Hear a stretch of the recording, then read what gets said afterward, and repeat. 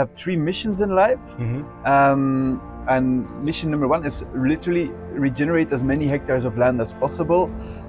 And that's because you have this prediction of the United Nations that says that if we don't do anything, if we keep on continue doing farming the way we do it today, doing landscape design the way we're doing today, in 2050, 90% of our topsoil will be degraded. Hello and welcome to the Regenerative Design Podcast. I'm your host, Mathieu Mehuis, and in this show, I interview the leading authorities in the world of regenerative practices, people who do good and do well. Are you a person that cares about your environment and our planet? Are you a person that wants to leave the planet to our children to be something that we can be truly proud of? Something to enjoy for many generations to come. But are you also a person that believes we can do all of this and do good in business? Well, I have really good news for you. You're here listening to the podcast that is all about making our planet a better place and making your business more successful. Enjoy the show.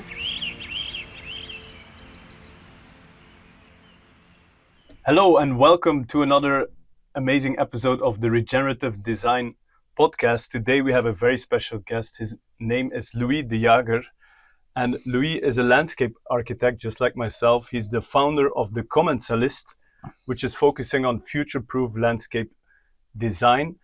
Louis has also written numerous books on agriculture and how we can actually best save our planet. He's also a public speaker. He's the co-founder of the Food Forest Institute that is focusing on spreading knowledge about edible landscapes. He is also the co-founder of Bye Bye Grass, an amazing campaign to replace lawns by more sustainable alternatives. The list goes on. Last year, he has also released a documentary called The Food Forest, where he was the director and the music composer. He has another documentary and a new worldwide movement, which is called Eat More Trees. And more recently, he also helped develop a sleeping train between Brussels and Berlin. Louis, welcome to the show. How are you doing today? Hey, I'm doing very fine. Thank you for having me, Mathieu. Yeah, it's incredible. You have such a long list of things that you've already accomplished at a very young age. Like, do you still sleep or you always sleep on the sleeping train? Well, good question. No, I actually need a lot of sleep. That's I'm sometimes very jealous of people that only need 5 hours, but I need 8 hours of sleep. Wow. So that's incredible. I actually that's have funny. to sleep a lot. So just let's go a little bit back, like, or maybe a better question is when you go to a dinner party and you're together with friends, maybe people that you don't know really well, and everybody's talking, and all of a sudden the room goes silent and they look at you and they say, Louis, what do you do? Yeah. How do you reply to that question? It depends in which scenery I am, because if I sometimes really tell what I do, I come over as too big of a nerd, and people are saying, what? But I try to explain it very simple, that I have three missions in life. And mission number one is literally regenerate as many hectares of land as possible. And that's because you have this prediction of the United Nations that says that if we don't do anything, if we keep on continue doing farming the way we do it today, doing landscape design the way we're doing today, in 2050, 90% of our topsoil will be degraded. So that's in less than 30 years. That's 90% will be degraded. And then I'm a super optimistic, I'm a happy person. But if I hear this prediction, I'm like, I want to keep this happy paradise. I want to keep on having the possibility to go to a fantastic restaurant and have the best food you can imagine. But if 90% of our topsoil will be degraded, we're gonna have a lot of problems. Yes. People are gonna die because of hunger, and not only in developing countries, but also in the United States and Europe. We already see it in Spain, where entire areas are becoming deserts. And for me, that's my biggest driver in life. So I define myself by that problem I want to solve. But maybe if you go a step further, I actually love this planet. I'm in love with this planet, and I enjoy people. I love people as well, so I'm not against people. I don't say that people are the bad guys. Of course, there are some bad guys, but they're only in a minority. And even then, I would call them less informed guys or girls. And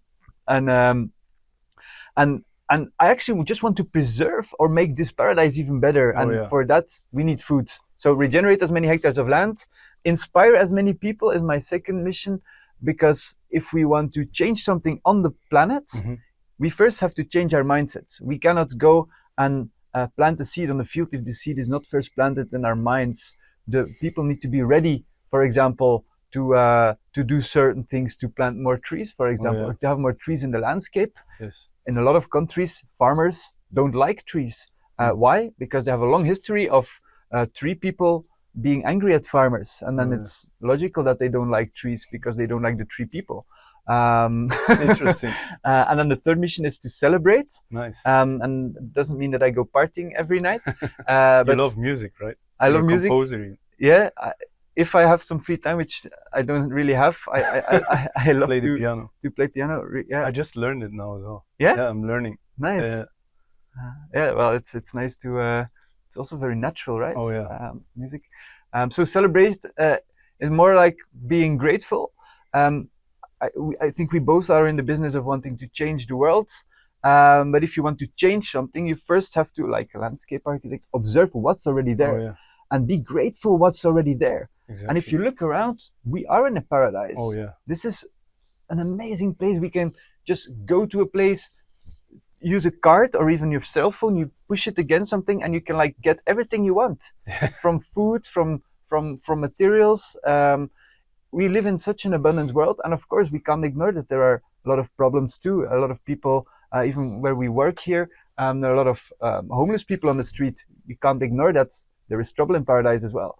But to celebrate is to acknowledge all the good things. And in our profession, for example, a lot of people are angry at Japanese knotweed, a very invasive plant in certain parts of the world. And we always ask ourselves, well, let's say we would celebrate this plant. How would we look at it? And then we would say, well, imagine if we would be an alien, we get stranded on this planet, and you get Japanese knotweed, which is like very edible. You can make beer out of it. You can use it as rhubarb. And then I'm like, wow, this is an endless food supply. And now, no matter how much I molest this plant, it keeps coming back. It keeps coming back. It's like the ideal plant. You can't eat enough of it, and it keeps coming back. It's like free food forever. Like, and people are angry at that plant. Yeah, it's crazy, right? I call it plant racism. Exactly. Like we just talked about it before the interview. That what the title of this book? Can you help me out? It's something about The New Wild. The New Wild by Fred Pierce. Nice, and it's about that invasive plants can actually save our planet. Yeah, so there's an amazing book I recommend everybody to read. New Wild, Fred Pierce, who actually went around the world and looked at the bad things that were happening because of invasive species, invasive plants, and he actually concludes that these are the plants that are going to save our planet. Oh yeah, because they're high on photosynthesis, they're absorbing a lot of carbon dioxide, they're producing non-stop. They're helping to restore the water cycle, restore the biotic pump, and of course, you don't have to look black on white. Sometimes it's good not to introduce some exotic species or invasive species as well. So be careful. Know what you're doing. But monitor it. But the thing is, what he discovered is that actually it's humans that first destroyed an ecosystem, and it's then most of the time when the invasive species come. And it's not the fault of the invasive species; it's the fault of the humans that just destroyed an entire habitat. And then, who wants to come in a toxic environment? Yeah, strong guys. Strong plants. And the invasive plants are actually like getting rid of, they can break down all the bad chemicals in the soil. Yeah. So that's really amazing. Good topic. I think we could talk about it for hours, but definitely. But let's go even a little bit back in time. I always like to ask people, or you in this case, how did all of this start? Like, you grew up as a gardener as a 3-year-old, or how did things evolve for you? Well, I think a lot of things actually came together. So when I was a young kid, my mother always used to work with me in the garden. She's not a gardener or something. She just loves gardening. We did a lot of things together. I had my own little garden with vegetables. We dug a pond together. Nice. And just that made me realize that even if you know nothing about it, you can do a lot. You can have the self-confidence to just go and plant that tree. A lot of our clients, for example, they come to our company and say, "Oh, Louis, do you want to help me doing this?" And a lot of the time I say, "Sorry, but I hear that you know a lot about it. Go and do it yourself. Here, I give you the empowerment. Don't pay us to do it. Pay money to buy the wrong plants and make mistakes. Use that money to make mistakes instead of paying us." So that helped a lot. My aunt and my grandmothers are herbalists. Oh, wow. So they know which plants are medicinal, and it's not that they like talk about it every day, but little by little, you know how it happens. This information reached me. It infiltrates. Yeah, it infiltrates. The seed was planted there. Exactly. We used calendula, for example, mixed it with some oil, and then we made these ointments and then you see, well, if you hurt yourself and you put this ointment on it, it's just olive oil with calendula. It heals faster. Oh, yeah. Wow, as a small child, it's fantastic. Yeah. And then, of course, a very big influence was my dad, who is an architect. He built schools here in Brussels. And as a young guy, together with my sister, I was he took us along to go to the sites, and then he said, "Yeah, now you have to be quiet and just play together. Here a cookie." And for instance, like, "Oh, we get a cookie." And then we were like, "Okay, now be quiet." And Daddy was like talking with the contractors, and then just like sitting on his back while he was like drawing. And he you know how I think how fathers are. If they're passionate about something, they like they forget you. Yeah, and they keep on talking about it. For example, just keep on giving us the information we didn't necessarily wanted to hear, but it came in anyway. So nice.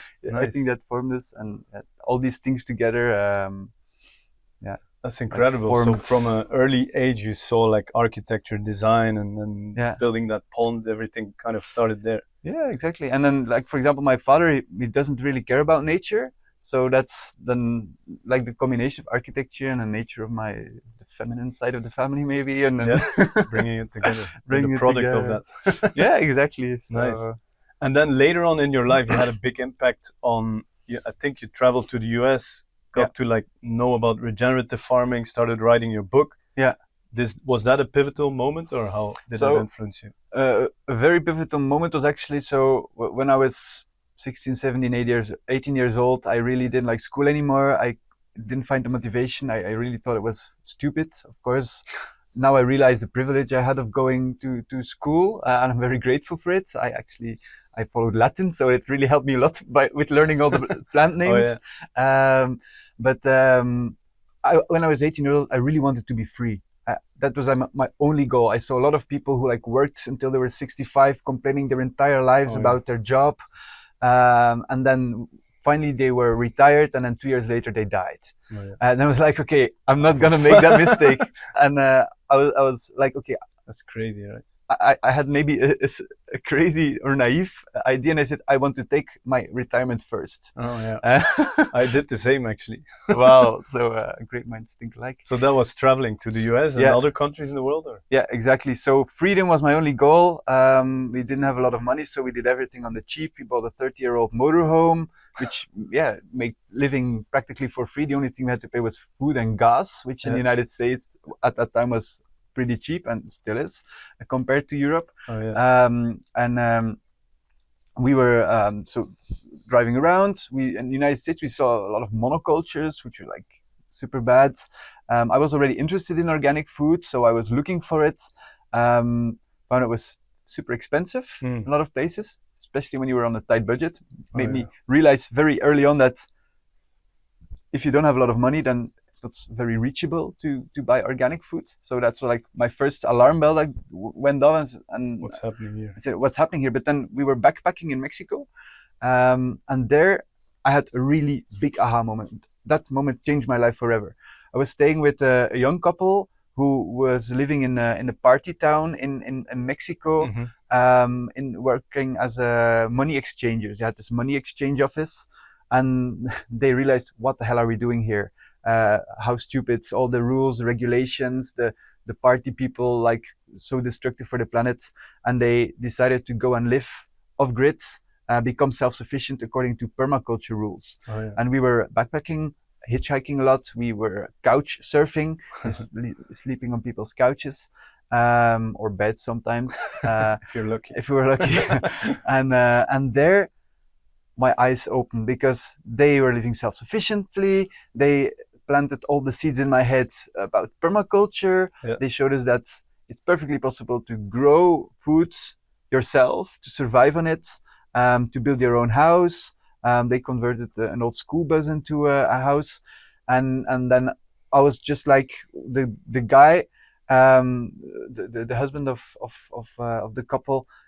I just like kept on asking questions. I had my little notebook, and I was like, okay, Masanobu Fukuoka, the One Straw Revolution, Emilia Hazelip, a very famous French permaculturist. All the names I had to hear, Elaine Ingham, the soil scientist. And I was like, okay. And then, okay, how do you filter gray water? Okay, this is and I sketched it all out. And I was like, oh my God, for me, that was paradise. And I said, well, if it's possible to live so much in harmony with nature, I want to make the rest of my life about it. Nice. So that was a very pivotal moment. Very funny. In Mexico, it was 2012 when the world was going to end, according to some people. Calendar or something, And we were also at the ruins there, with the people in their white gowns, their dresses, like rituals. The world didn't end, or not that I know of. But for me, an old world ended, and a new world started because of that. And what a coincidence! Yeah, I think for many people, 2012 might have been a pivotal moment. So maybe the Mayans were right after all. And then I was just like an obsessed person, just reading everything that I could about it, visiting projects. Then we kept on being retired for 5 years, living in different places as a house sitter, taking care of people's properties. We lived in a castle, and between vineyards and ski area in the Alps. And I saw a lot of different climate zones where I also experimented with plants. And so you absorbed a lot.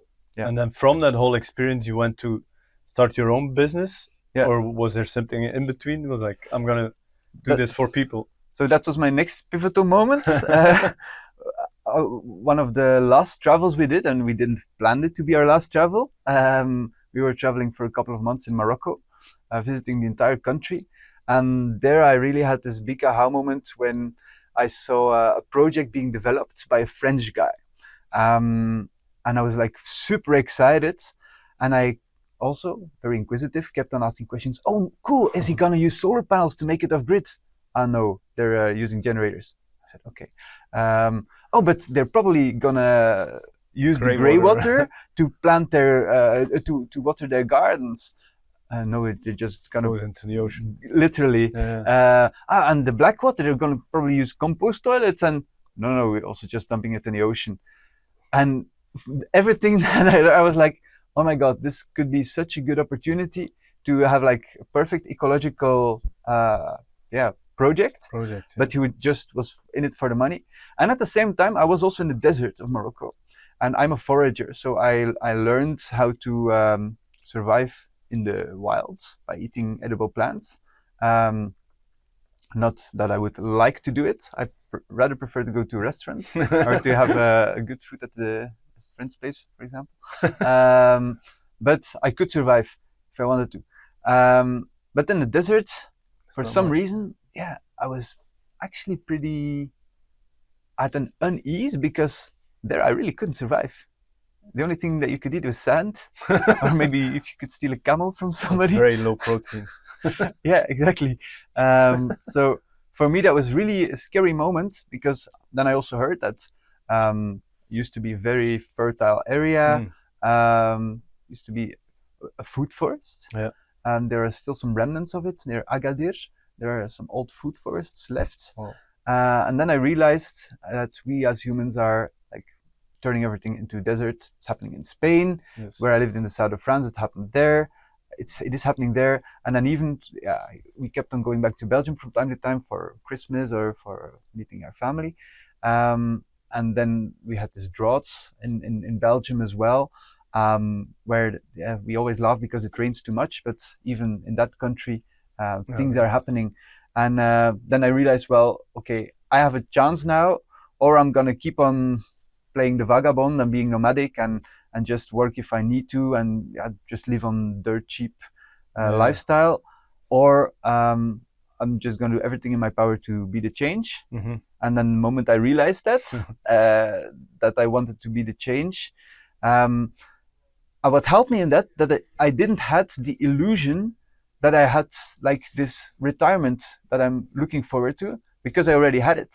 And to be honest, being retired for 5 years as a very young person can be hard. Because sometimes you fall into a void and you have the feeling, what am I doing with my life? Yes. I of course did a lot of things, played a lot of music. We also made some films. Interesting. I was in a very similar situation. Yeah. How nice. Yeah. Or nice, I don't know. Well, yeah. You learn a lot from it. Yeah, I learned a lot from it, but at some point I was like, okay, am I just gonna keep living like a nomad and kind of live, not have a huge impact on the environment? But then actually I became sick, and then that was a pivotal moment to start really helping to restore the health of our planet. But your own health and the health of the planet. Yes, it came all together. Crazy. I didn't know that. Yeah. So, but back to you. So how did you then became to start your business, the Commensalist, and that was the first business you started, or? Well, the first business I started was like selling pancakes on the street when I was a kid or something. I had an egg business. I had 12 chickens and I was selling eggs. Nice. The first real business. Well, I actually didn't want to start a business. I actually wanted to be an activist, or I just kind of was an activist. I think from nature on. And then I started a campaign, Bye Bye Grass campaign. It was like a huge campaign in Belgium to inspire people to have less lawn and more food forests, more flowers, or just letting it grow. And it was really a viral campaign. We reached a lot of media outlets. I sent a letter to the king to ask if he would like change his lawn into something more biodiverse, and that really went viral.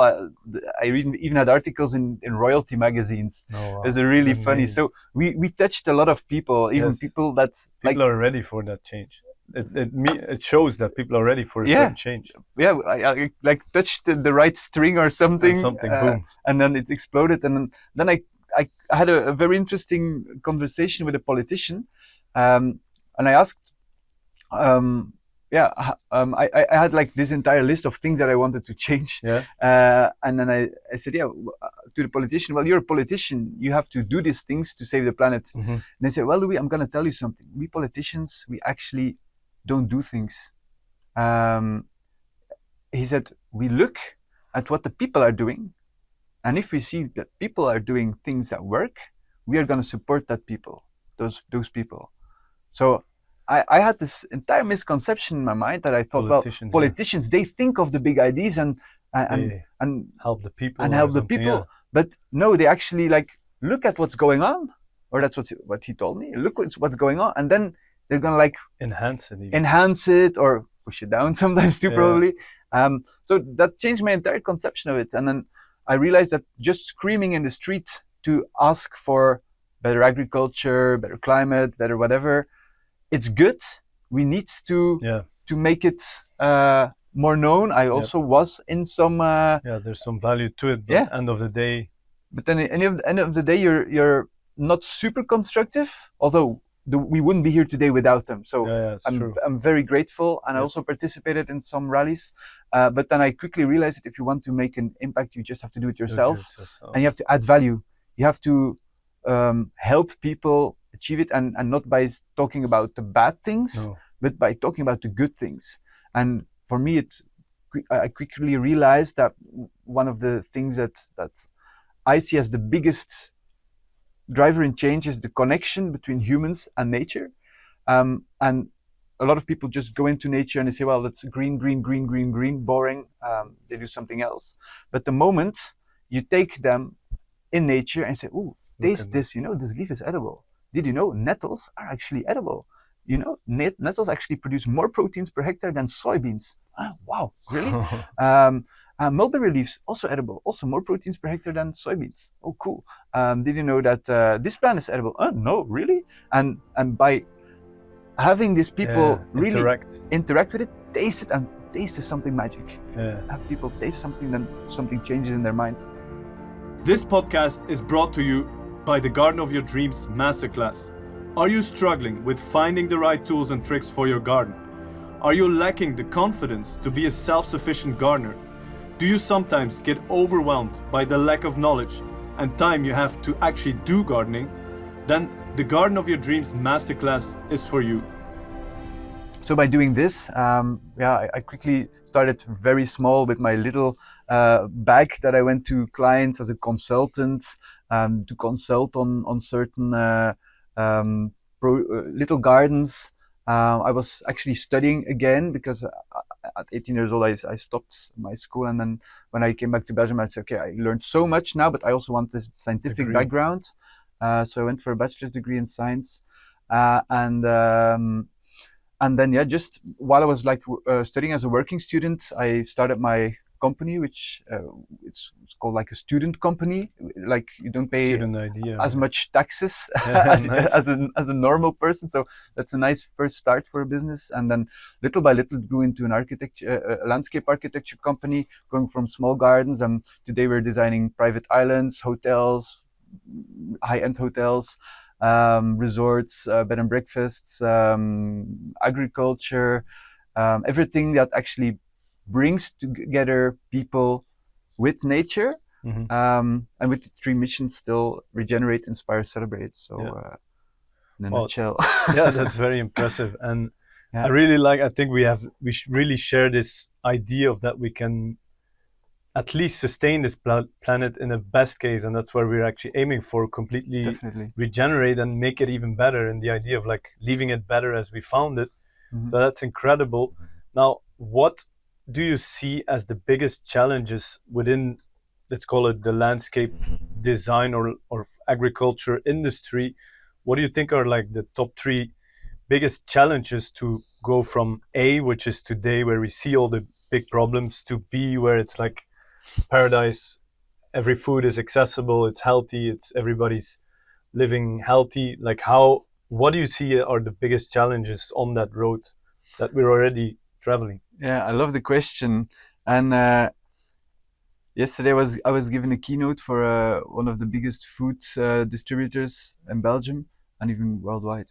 And I asked the question: imagine you would be an alien or a human, and you would go into a planet and there are no rules. You just have to start from scratch. How would you build it? That's actually the way. That's a cool exercise. Yeah, and it was very, very cool. They would say, well, I would want to control the weather. No diseases, no this, no that, no that. And then I said, well, all the things that they said during the presentation, I said, well, it's perfectly possible. And it is possible if you look at it with a clean slate. We tend to hold too much to the past, in a bad way. You have to keep on looking to the past as well, because otherwise you get that we have these beautiful historic old cities, we tear them down to build ugly modern houses. Don't do that too. So of course it's good to look at the beauty we created in the past, but we have to let things go that don't help us. Like, for example, rules and regulations, that's a huge one. And it's very stupid, but in the architecture business, sometimes the biggest limiting factors are stupid rules that don't serve anybody, that are just old rules that are still there. Complex, they don't apply to modern world. Voila, exactly. That, and also that's not the biggest problem, but it's part of the problem. And then just the mindset of people. And we as humans are very much influenced by the group. We are social beings. And I'm gonna maybe just give a very interesting example where they did a study. It was the city of Perth in Australia, where they have very, very big neighborhood where they have like this very good manicured gardens. Everything is perfect. They spray everything. They kill everything that they don't want to. Grass is green, although it's in a desert. And there is also a neighborhood where everything is ecological. They have native plants. They don't water too much. Everything is organic, natural. The ideal world for us. For other people, maybe the manicured lawns is ideal. But it's not very sustainable or regenerative. And they did a sociological study. Why is it that one community is doing the opposite of the other one?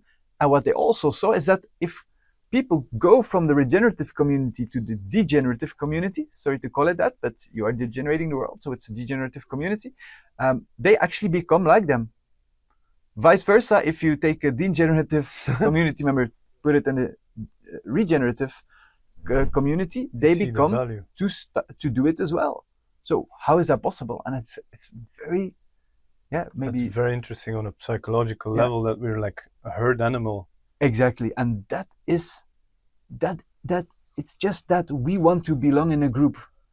We just feel so much the urge so much to be part of something, to be loved, and it's natural. I have the same. I also want to be loved and be part of something bigger, and people go to great lengths to do that, and sometimes they let aside their principles and start eating meat again to be included in a family of meat eaters, to say something stupid like that. So the moral of the story is, if people think that the new norm is less lawns and more other things, then everybody will follow. Oh yeah. Now, like from your movement nowadays in Belgium, everybody's like, my May meat is like, don't mow May. Everybody knows it now, and they're actually doing it. So it's like exactly from something that started, and then everybody thinks it's the norm now. One campaign leads to the other. So actually, change can happen very fast. If like there will only be a couple of people that start standing up to make change, but once I think there's like this 10%, 20% rule, as when 10 to 20% start doing something different and it works, boom, all of a sudden everybody will follow because it's shown to be better. That's a tipping point that we want to reach, and so that I think that's a call to everybody listening to this podcast, or to everybody in general, is that we just have to shout it from the rooftops. Hey guys, this is the new norm. And don't say, well, the new norm is to buy a bigger pullover and we have to go back to the caves. No, we're going to go to a fantastic paradise where there's even more abundance, but we're not going to spray poison on our food anymore. No, exactly. It's like the most absurd thing people do, but still. But that's incredible to see that, change can happen fast, and then it's definitely possible to live in a world where everything is kind of in harmony. And it's happening because the other system, the industrial complex system, is falling apart with climate change becoming more dominant. It's like the old system doesn't work. So I'm also very optimistic to see a fast movement. So I think both of us are in one of the most upcoming trendy businesses, because like there's no doubt that it will go into that direction. I feel like, even though it might still feel like not much is happening, but I'm very hopeful about that. I'm glad to hear other optimistic people, and that's the thing. It's good to be optimistic, but we're gonna have to work freaking hard to get there. So it's like these both things. It's not like, oh, we're optimistic, let's just watch Netflix all day and drink Coca-Cola. No, we have to get to work. It's like, be optimistic, but do the dang work. Exactly. And then the community aspect is so important, right? If people are listening, try and connect with other like-minded people. That's why like permaculture is a great way to start. I'm not sure if it's like the solution, but it's definitely a good way to start and to connect with people. And I have a bunch of friends, they living completely off grid, and they live a happy life. I think there's a lot to be learned from that. So try and identify yourself with a group of people that think in the same way is a big one. And that's an interesting thing about permaculture. Is just something very accessible for people to get started with. Most of the information is for free. Actually, you can take courses and pay quite a bit for it, or Google and you find everything. That's a nice thing about the internet.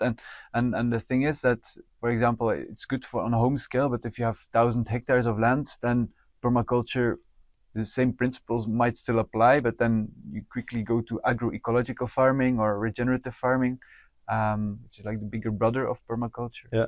That's a good way of saying it. I never thought about that. Yeah, it's always how I I've seen it. Nice. Yeah. So now even more like we kind of talked about on the broader scale what the problems are. It's kind of like we all watched the movie of Al Gore. Yeah. The Inconvenient Truth. We're past that point where we like doomstinking is over. We're actually looking ahead into the future. Yeah.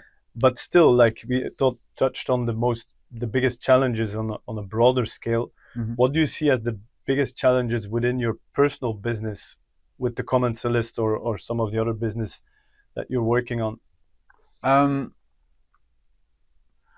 Well, the biggest challenge I actually see, and that's a challenge that overrules everything. It's just, if we're not gonna have food in 25 years, then we're all gonna die. Like, that's of course, running a business has a lot of challenges. It's working together with people. We need to be aligned. We need to make sure that everybody is happy within the business. You have to make sure that it's a healthy balance between income and investments you make, client relationships, all of these things. Of course, it's challenging, and the more you do it, the better you get at it. Yeah. And that's always like a season can go up and down. But really, to be honest, all these things compare with if you not gonna have food in the next 25 years, then yeah. It's gonna be so trivial. Oh, I wish I was back in the time where I had to worry about somebody I was working with that was I don't know, complaining or something. That I wish that was the problem. No, yeah, that's crazy. And also sometimes I can get honestly a little bit frustrated about that. There's a whole business or industry that's talking about how to optimize your business, coaching, like. I'm actually also a big fan of it because it's helping me. Yeah, of course. But at the same time, we're also like, all of that work is like, is like is to the waste if we don't solve the bigger scale of things. Of like, okay, let's let's keep this planet livable. Yeah. Because as a matter of fact, I'm not the one that wants to live on Mars. It's very cold there, and you're gonna have to live in like a pot, maybe have a few houseplants, and look outside like storms and. Well, I'm gonna have a nice view, but it's gonna be boring. It's gonna be really boring because there's no waves. I love surfing. Like I wouldn't want to live there. I'd be the last one leaving this planet. Let's put it that way. But I think that whole movement is amazing. So for you, the biggest challenge you see is that. Yeah. But even. Is there some specifics other than the regular challenges as a business owner or like specific for our industry? Well, I think it's important that, and that's just coming from a very personal perspective, that you have to be more than a business owner, you have to be an activist. You can call it an activist entrepreneur. You have to, you really need to change things. Stick to your values. And of course, running a business is great. I would recommend it to everybody. It's the biggest coaching you'll ever have, the biggest spiritual growth you'll ever have, and you get so much pleasure if clients are happy. It's one of the happiest moments when the client says, "Wow, such a beautiful garden or island you've created," and that gives so much positive energy, and that's great. But we all have to really be co-creator of the change. And it's funny that you say the movie of Al Gore, Inconvenient Truth. I've met a lot of people that changed their lives because of it. But what we see now is more and more movies are coming out now that also show the positive things and also the solutions. Don't ignore the problems, but show solution. For example, Kiss the Ground. Yes. Fantastic movie. Yep. Also great people that made that movie. That show how regenerative farming can really save the world, and that's also because I've met so many people that changed their lives after watching a documentary. That I'm also hopeful. Yeah, exactly. I'm also in the business of wanting to change people's lives. So then I'm like, okay, let's make made movies yourself that show the benefits of it. Exactly. So that's actually the reason why I said, okay, but if so many people change their lives by seeing movies, I'm gonna make movies. So we're now making Eat More Trees, a documentary, and it's a documentary, but it's also a movement.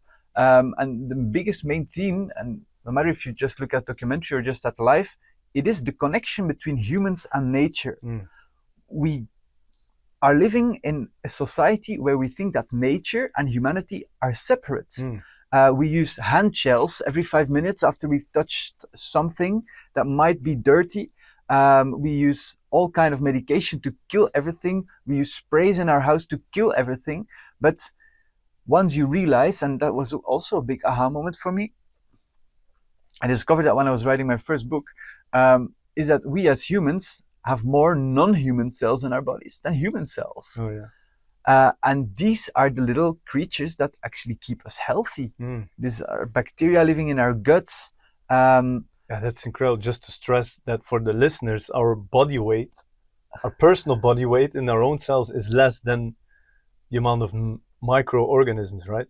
Yeah. That's crazy, no? Yeah. So the moment you realize that... Well, when you're a healthy human, I would say, if you're full of antibiotics and all this stuff, it's probably not like probably that. Killed half of them. But once you realize that, then it changes your entire paradigm, because your hands are full of beneficial microorganisms. And every time you clean it with hand sanitizer, that like it's mostly in America, like I live there, so I know it. You had these big letters on it saying, well, it kills everything. And they're proud of it. Kill everything. But they also kill the good guys. And more, there is a change happening.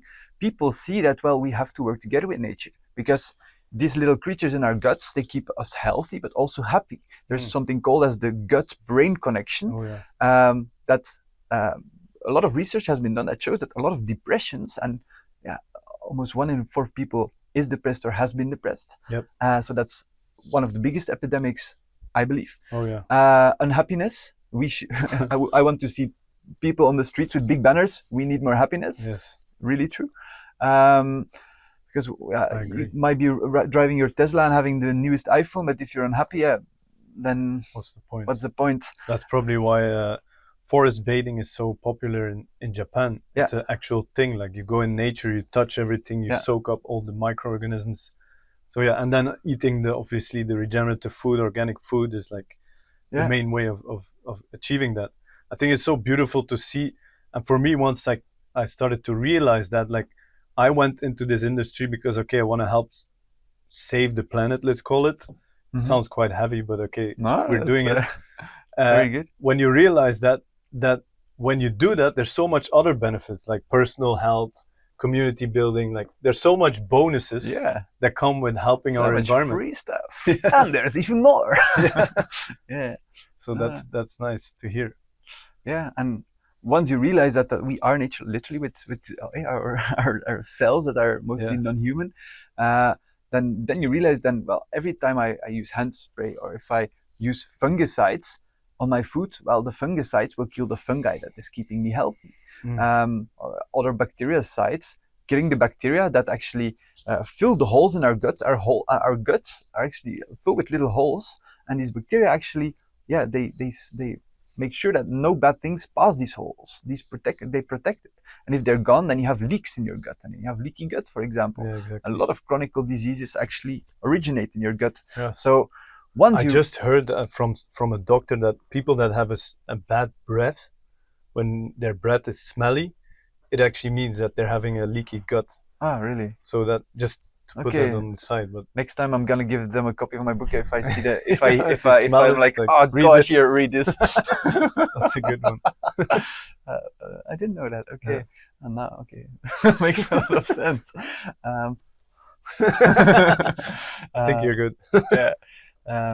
So and that's the big message, that we have to work together with nature, and also trees play a very big role in regeneration. And a lot of countries in the world want to plant trees, but they don't succeed because they get in a fight with farmers. And trees are actually now the cause of a lot of conflicts. And I've been to the Amazon rainforest, where I talked to an indigenous leader, where I saw vast areas cut down vast areas that were still pristine. It was one of the most humbling experiences in my life to see so much biodiversity, things we will never comprehend with our Excel mindset. And there I talked with Professor Carlos Nobre, a Nobel Prize winner, and he said, well, we're almost reaching the tipping point now. 17-18% is cut down. If you reach 20-25%, it will collapse the entire Amazon rainforest and it will become a savanna, and that will be like this card house where one part is destroyed and then all the rest in the world will follow. So then we are basically screwed, almost there. But the good news is that we have to plant trees. We can't plant trees because it's agricultural land, but we can plant food trees. And for me, that was also one of the biggest aha moments when I learned that if you plant food trees, they have the same beneficial effects. 1 in every 2 drops of rain that falls on this plant is created by trees. So we have to plant trees to create more rain, to have this biotic pump, having a small water cycle that creates this rain, fresh creates water. A good climate. Climate is much more than CO2. It's about having a healthy water balance. The biggest greenhouse gas is actually not CO2, but water vapor, something that's rarely spoken about. But how do you control water vapor? With vegetation. So it actually has a bigger impact on our climate than carbon. So I always joke, or I actually mean it, that a food tree should receive the Nobel Prize of Peace because it brings together climate, farmers, consumers, and nature people. So it brings harmony between everybody. And if we would focus less on planting forests, but focus more on planting trees, we would be planting so much more trees. Edible trees, and I'm not against natural forests. Au contraire, I want as much natural forest as possible, of course. But we have to be fast. Like I said, we only have 25 years. So we have to focus on these edible trees, nuts, leaves, like I say, mulberry leaves, more proteins per hectare than soy. They regenerate the land. And that I find very hopeful. And to cool down a planet with 2 degrees Celsius, you only need 550 million hectares of trees. That's doubling the Amazon rainforest, and then we cool down a planet with 2 degrees Celsius. And we're not even calculating carbon. We're just looking at the cooling effect of trees. So that's incredible. It's very attainable. Yeah. This is a very interesting perspective to look at edible trees in that sense, because it's true in let's say combating climate change paradigm. It's all about, okay, let's stick a branch in the in the soil and hope it grows. And then we can carbon offset it and get financial rewards for it. There's definitely some value to it, but if we can focus on edible trees, and that's amazing, because now also I think what some research is showing, that the Amazon rainforest was actually to a certain degree man-made, and most of the plants were planted by the indigenous people, and they were mostly edible. It's a 12,000-year-old food forest. Yes, that's incredible. We have to preserve that. And again, enhance it.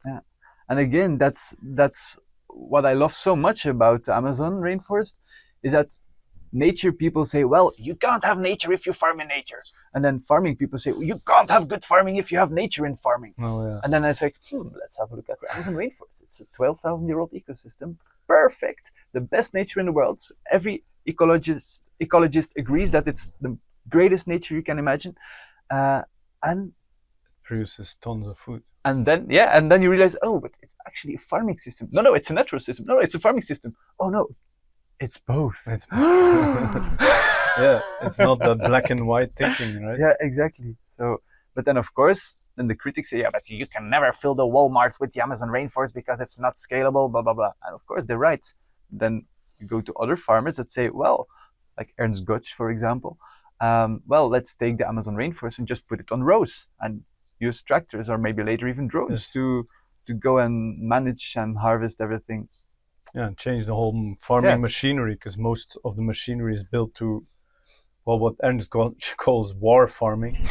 I love that term, because it actually comes from the industrial, or the wartime that they used all the products tanks. After the world wars. They refurbished tanks into tractors and all the toxic gases and all the like things they couldn't use anymore for who can we sell war. It to? We could sell it to farmers. That's actually happened. So it's crazy. Yeah. So he's referring to peace farming. So I think that's amazing. I've never heard that one, peace farming. Yeah. So he's also at peace. So yeah, he is. So I think, Louis, we could even continue this conversation for a whole day. Probably. But we're going to have to start wrapping up. We still have some time. But I want to ask you this question. What are you most hopeful or excited about for both your personal life and your business in the next, let's say, in the next year? Yeah. Well, at first I thought I was in the business of spreading information to change people, and information via plans we make, building plans for gardens, or information by writing books, giving keynotes, making documentaries. Or I also give courses about food forestry or to farmers to become regenerative. Yes, that's with the Food Forest Institute, right? Yeah, or with or we also did some trainings for 20 farmers who had a total of around 1,000 hectares to go from conservative to conventional to regenerative farming. And the more we've been giving these trainings, talking with clients, giving keynotes, I actually realized that we're not in the information business at all. No. We are in the empowerment business. Yes. We're in the personal growth business. Yeah. And it's very funny because sometimes I'm like, oh, all this personal growth bullshit, it's so much wishy-washy things, and just people like thinking too much or meditating too much and not doing enough action. Yes. But now I realize that that's actually together. A huge part of it. And for example, the week courses we give, I more and more see it as a week of transformation, of empowerment, that people go away from this week. Okay, they have gained a lot of new information, but they've got the self-confidence now to be part of it, of the change. Yeah, confidence to take action. And support. Yeah, there are so many people, that's so much potential, and because of a personal blockage, because of their have an imposter syndrome, because they're afraid to fail, because it's societally strange to do certain things, they just don't do it. And that's, in my opinion, the biggest challenge that's out there. If everybody would today just follow their bliss, just follow their calling, maybe first find out what your calling is, because it takes some time. But if we would do that, next year, all problems will be solved. If we would live up to our full potential as a human being, and it doesn't have to be much, if everybody just even would do it a little bit, there will be no problems. Yeah, it's incredible. I love that perspective, because even in my own business, I started to teach people how to design their own garden, how to do everything in an online course, and also realized you can actually find all of the information online. Most of my work in helping people to succeed is like cheering them on, supporting them, and nurturing them. And even it's becoming like the information economy, which is pretty much getting eradicated by AI. Yeah. Because you can ask anything information related to AI, build me a business plan, build me this, do that. Yeah. So like it's all covered, and it's becoming it's becoming very cheap to get information with AI, and very fast. So then it's like, okay, what are we going to do? And it's about supporting, because robots and AI systems don't have that human connection. Let's put it yet. Let's see what happens. But I think it will be very hard for AI and robots to like cheer on people and support them, because it's a real human thing. So, and even if they would be one day able to support it, if it would help us to become our full self, best self, and reach our full potential, why not? Exactly. But right now we're not there yet. Yes, I agree. Wow, that's a beautiful insight to start wrapping up the interview here. So it's all about, not about information, but about support and cheering people on and supporting them in achieving their goals, empowering them. I love that, the empowerment business we're now in. And how, just to wrap up, how can people best reach out to you, work with you if they feel they want to start gardening, farming, or they want your amazing support, how can they best find you?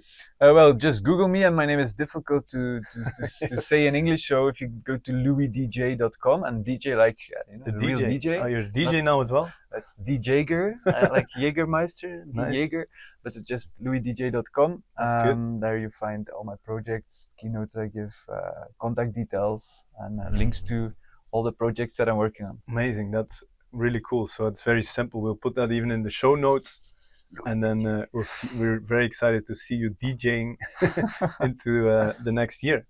Well, once I met a permaculturist, and he said, "Well, we the permaculturists, or we the regenerators, we are the new DJs." Oh yeah. I was like, we're orchestrating nature, and you're a composer of nature, so that's amazing. Yeah. All right, Louis, thank you very much for being on the show. Thank you, Matthew, for being such a great host. Yes, perfect.